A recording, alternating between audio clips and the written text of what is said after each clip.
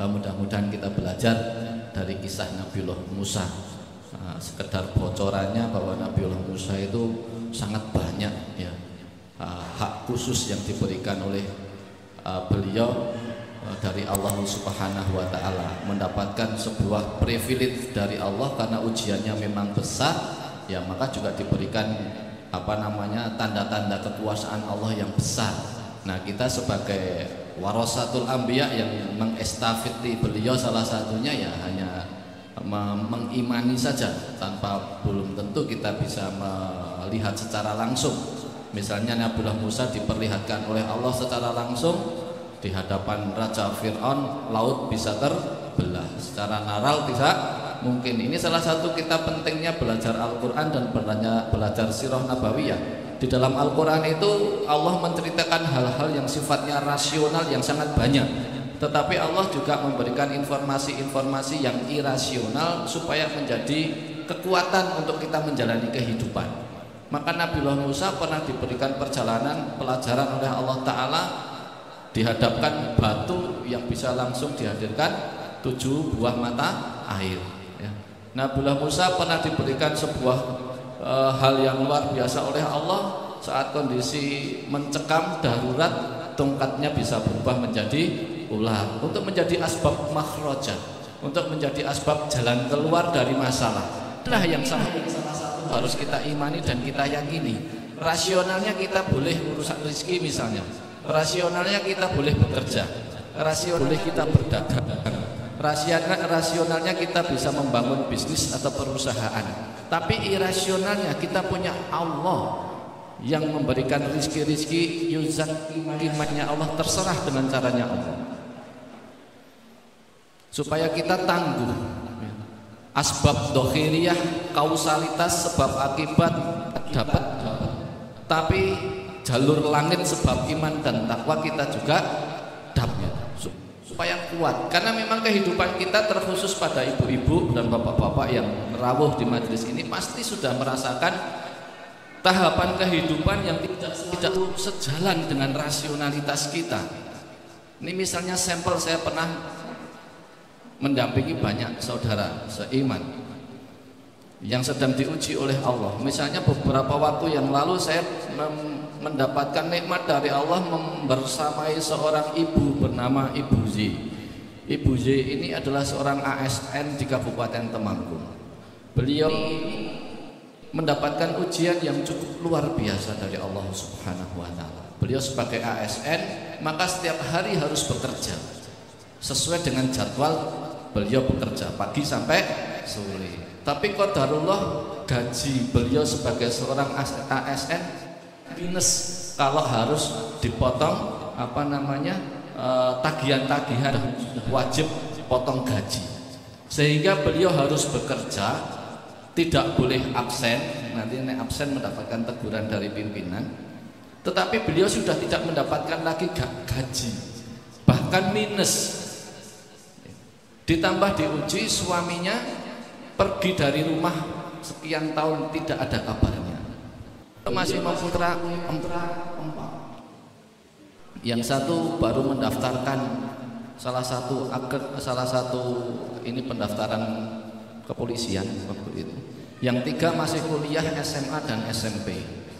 Coba kalau hal seperti ini ternyata terjadi di dalam kehidupan kita. Kan tidak semua bisa kita akal dengan rasionalitas. Kenapa Allah mengisahkan hal-hal yang irasional? Kehidupan kita itu tidak selalu baik-baik saja. Kehidupan kita itu tidak selalu nalar, bayaran 2 juta, pengeluarannya 1 juta, iso nabung 1 juta. Enggak selalu kayak gitu. Bayarannya 2 juta, pengeluarannya gelem kudu 5 juta arek piye, ya kan? Sing 3 juta saka ngendi? Misalnya seperti ini.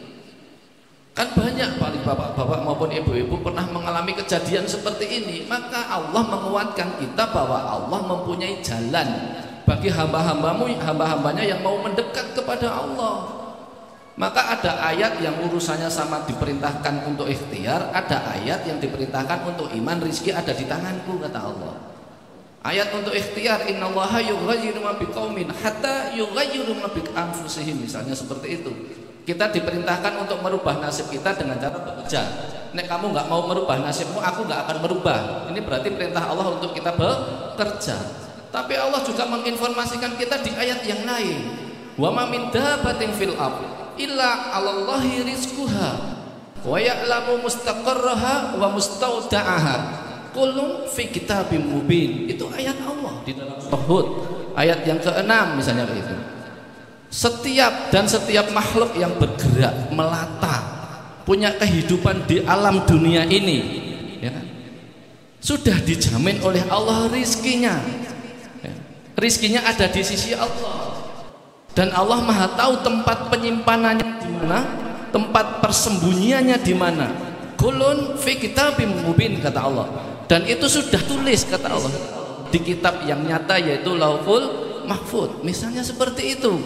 Kita harus mengimani bahwa Allah menjamin rizki kita. Saat akal kita tidak sampai, kita mendekat kepada Allah. Nabiullah Musa dikasih sebuah pelajaran, laut pun bisa terbelah, maka tagihanmu pun juga bisa terbayar, misalnya seperti itu. Batu kok bisa keluar 7 mata air, berarti hal yang tidak sesuai nalar pun bisa terjadi. Wallahu alam. Allah akan memberikan rizki dari mana yang Allah kehendaki, ya. Mendadak dapat proyek, mendadak dapat hadiah, mendadak dapat yang kita nggak tahu. Ini salah satu pentingnya kita belajar Al-Quran. Ini salah satu pentingnya kita belajar iman. Kalau hanya rasional saja, kayak ibu tadi, habis stres dia, bisa-bisa ingin mengakhiri hidup. Dan saya sudah berkali-kali mendampingi orang yang pengennya mengakhiri hidup.